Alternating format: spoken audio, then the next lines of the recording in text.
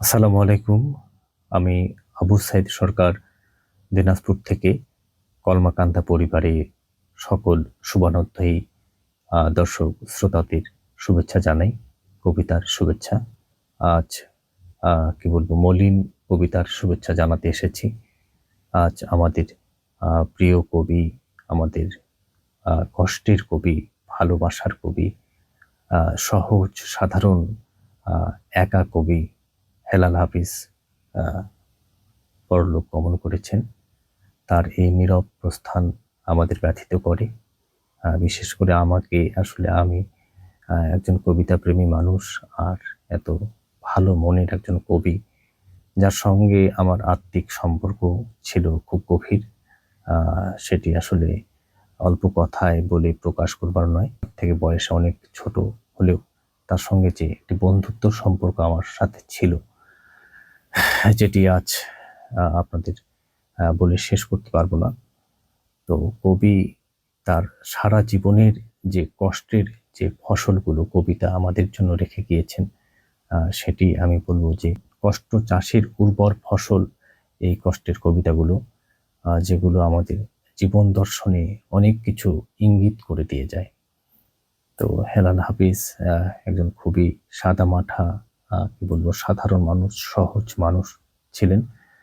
তার এই নীরব প্রস্থান, তার এই অভিমানী প্রস্থান আমাদের ব্যথিত করেছে, আমাকে খুবই ব্যথিত। এই কবিতার কথা বলতে গিয়ে কবির কথা অনেক সময় আসতো অনেক জায়গায় আমি যখন কবিতার কথা বলতাম। তো আজ কবি চলে গেলেন। এই চলে যাওয়া, যেটিকে আসলে কি বলবো, আজ আমি আর বেশি বলছি না। তার লেখা একটি কবিতার কিছু অংশ পড়ে আপনাদের শোনাবার চেষ্টা করছি। কবির জন্য বিনম্র শ্রদ্ধা, ভালোবাসা এবং আহ, অনন্ত অনন্ত অনন্ত ভালোবাসা কবির জন্য। কবির লেখা একটি কবিতা আজ আবৃত্তি নয়, পাঠ করবার চেষ্টা করছি। আপনারা যারা জানেন হেলাল হাফিজ কষ্টের কবি, তার প্রত্যেকটি কবিতায় কষ্টের যে নিপুণ কারুকাজ সেটি ফুটে ওঠে। আমরা আমাদের যত কবিদের আমরা চিনি, যত কবিদের কবিতা আমরা আবৃত্তি করি কিংবা শুনি, আলোচিত কবিতাগুলো, তার মধ্যে হেলাল হাফিজের যে কবিতাগুলো, সেটি আমাদের কষ্ট স্মৃতিগুলোকে নাড়িয়ে দেয়। আমরা হেলাল হাফিজের যে কবিতাগুলো, সেগুলো থেকে কষ্টের যে তাজা স্বাদ গন্ধ খুঁজে পাই।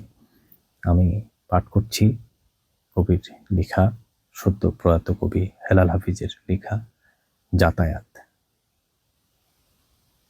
কেউ জানে না আমার কেন এমন হলো, কেন আমার দিন কাটে না, রাত কাটে না, রাত কাটে তো ভোর দেখি না, কেন আমার হাতের মাঝে হাত থাকে না, কেউ জানে না। নষ্ট রাখির কষ্ট নিয়ে অতটা পথ একলা এলাম, পেছন থেকে কেউ বলেনি করুণ পথিক, দুপুর রোদে গাছের নিচে একটু বসে জিরিয়ে নিও। কেউ বলেনি ভালো থেকো, সুখেই থেকো। যুগল চোখে জলের ভাষায় আসার সময় কেউ বলেনি মাথার কসম আবার এসো। জন্মাবধি ভেতরে এক রঙিন পাখি কেঁদেই গেল, শুনল না কেউ ধ্রুপদী ডাক, চৈত্রাগুনে চলে গেল আমার বুকের গেরস্থালি। বলল না কেউ তরুণ তাপস এই নে চারু শীতল কলস। লণ্ড ভণ্ড হয়ে গেলাম, তবু এলাম। ক্যাঙ্গারু তার শাবক নিয়ে যেমন করে বিপদ পেরোয়, আমিও ঠিক তেমনি করে সভ্যতা আর শুভ্রতাকে বুকে নিয়ে দুঃসময়ে অতটা পথ একলা এলাম। শুশ্রূষাহীন, কেউ ডাকেনি। তবু এলাম, বলতে এলাম ভালোবাসি।